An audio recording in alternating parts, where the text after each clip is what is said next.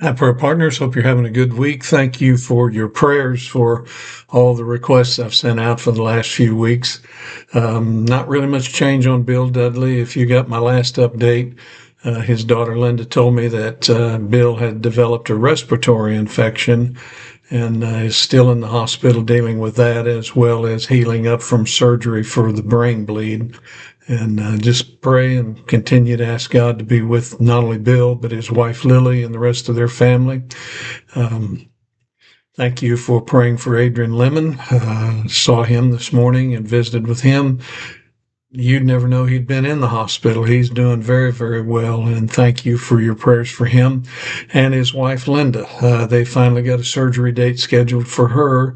She's to have a watchman, they call it, placed in her heart, something about some kind of device that keeps blood clots from forming. Anyway, that's slated for November the 5th, I believe she told me. So continue to pray for not only Adrian, but Linda and their whole family. So, and just all the other things that have been coming through and a lot of questions and prayer requests. So one of the things that has kind of dominated my question box this week is apparently some guy made some prediction that rapture of the church was supposed to happen on the 23rd, and obviously this is the 26th, and it didn't happen.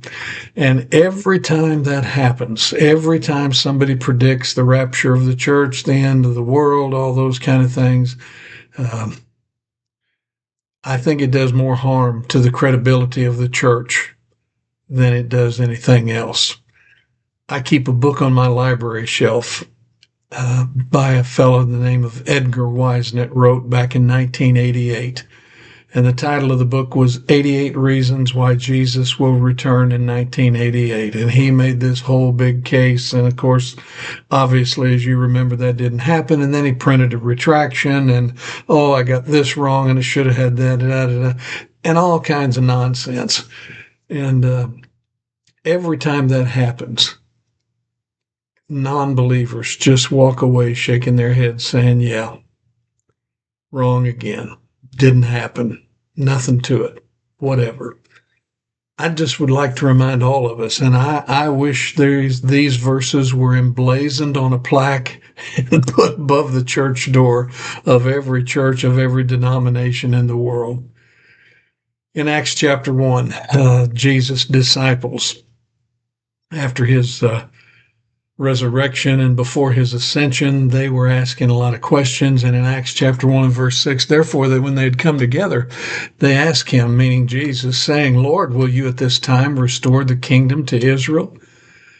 And in verse 7, I want you to listen to what Jesus told them. He said to them, it is not for you to know the times or the seasons which the Father has put in his own authority. That ought to settle it right there.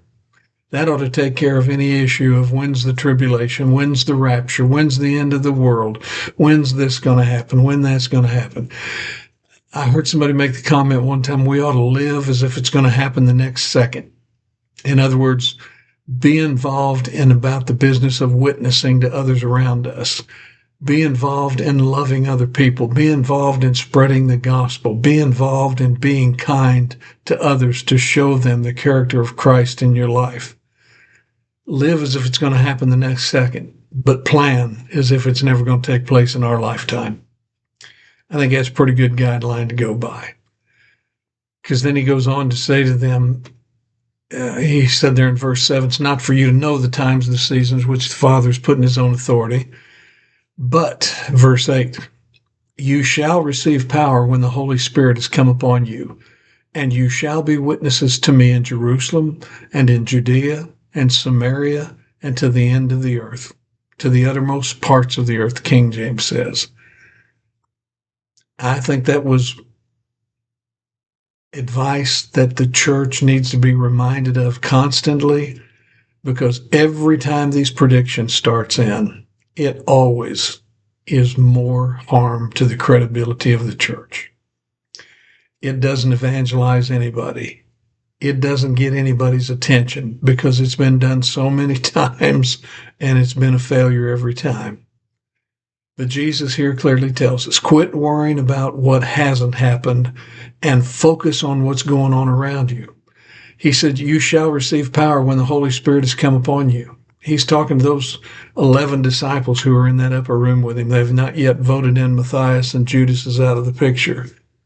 But to those 11 men, he looked at them eyeball to eyeball, and he said, you're going to receive the power of the Holy Spirit. And when that happens, I want you to be a witness for me in Jerusalem, Judea, Samaria, the uttermost parts of the earth. Go. In other words, no matter where you're at, no matter where you go, no matter where you find yourself, allow the power of the Holy Spirit to flow in and through you to reach others for Jesus Christ. Does anybody know what time the end of the age is going to be? No. All these timelines and suppositions and all that other stuff, Jesus said, quit worrying about that stuff and just get on with being the church now. I think that's wonderful advice that we all ought to listen to. So as you're going about your day, think about it as if it's going to happen the next moment and act like it. Tell somebody else about Jesus today. God bless. Have a great week.